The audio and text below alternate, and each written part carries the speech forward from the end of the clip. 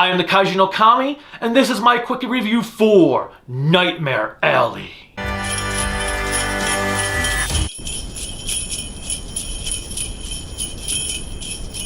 This video is brought to you by the Kaiju no Kami store, creativity by design llc.com/shop. You can buy all kinds of cool Kaiju no Kami merchandise. We've got t-shirts, notebooks, pens, water bottles, and a poster. Check it out, and thank you for your business. Now back to the review.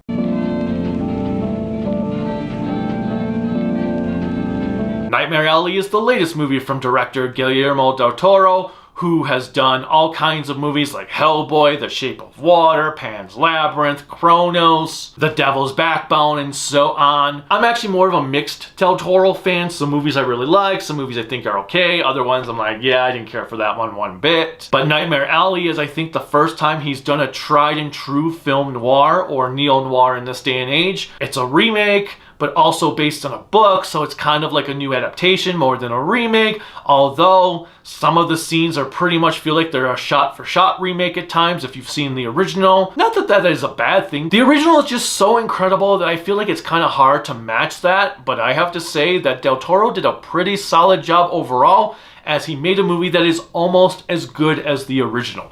Nightmare Alley is about a man named Stanton Carlisle who is on the run and ends up getting a job at a circus show. He becomes an assistant to a mentalist act and ends up learning their way. Some stuff occurs and he goes out and does it on his own, making lots of money in the process. And then things go awry because he becomes way too big for his own good. Dun dun dun!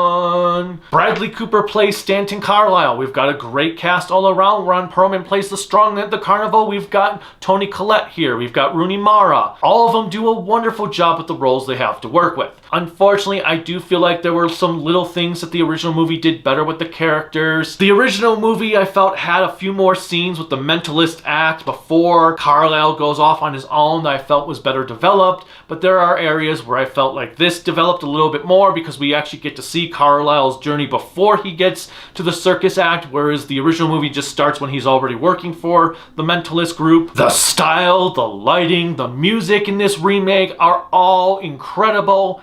Everything is done to a T. It's like the ultimate noir experience I have seen in the last few years from a neo-noir. Despite seeing the original, it still kept me on the edge of my seat at times. One really cool scene is part of this movie was shot in Buffalo, and there were a few moments I'm like, oh my god, that's City Hall! I haven't seen City Hall since we visited Buffalo in 2011. That's awesome!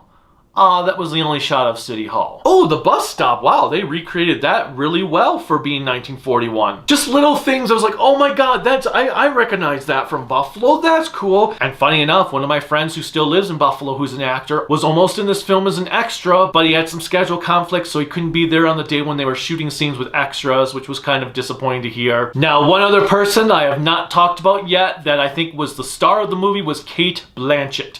She plays this psychologist who is kind of devious, and I have to say that it actually was kind of disappointing how devious this psychologist was, because in the original, the actress that played the psychologist was very sweet and everything. You're like, oh my god, Carlisle is twisting this lady around. That's kind of messed up, and oh, damn. For here, it's like, okay, this lady is just going to screw him over regardless. You know what's coming because of how she's acting. But I will say Blanchett had a stronger presence than the lady from the original movie. Blanchett was like all over the scene. Every moment she appeared in, she stole the show. Like when she first shows up during Carlisle's act and starts going off like, oh, I want to know if you can actually tell me what's in here, blah, blah, blah. All the atmosphere just traveled right to her, and she dominated every single scene. She has done an outstanding job here, but then again, she did the same thing in Thor Ragnarok with Hela. Every time she was on screen, she stole the show. That actress is just amazing in everything she does,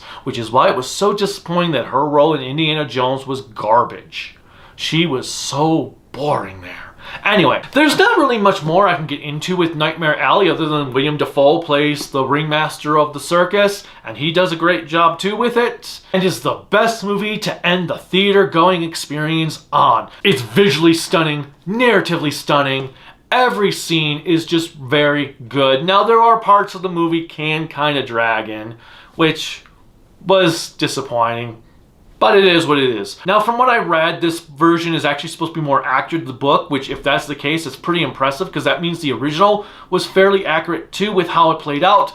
There were just little things that were a bit different. So I am definitely looking forward to checking Nightmare Alley out again and maybe doing a back-to-back viewing with the original and this remake. But there's a little part of me that says, you know, as amazing as this was, it didn't do enough differently to make it better than the original, to make it worth watching over the original. And I think that's the main reason why I'm giving it a 9 out of 10. Have you seen Nightmare Alley? If so, what did you think of it? What is your favorite film noir? How many film noirs have you seen? Half my movie collection these days seems to be film noir. Click like, subscribe, the bell notification, whatever else YouTube has you clicking on to support me. You can support me on Patreon at Kaiju no Kami, Facebook, Instagram, Twitter, Discord, Kaiju no Kami, my website, creativitybydesign.llc.com. And you can also check out the Kaiju no Kami shop to get some cool merch.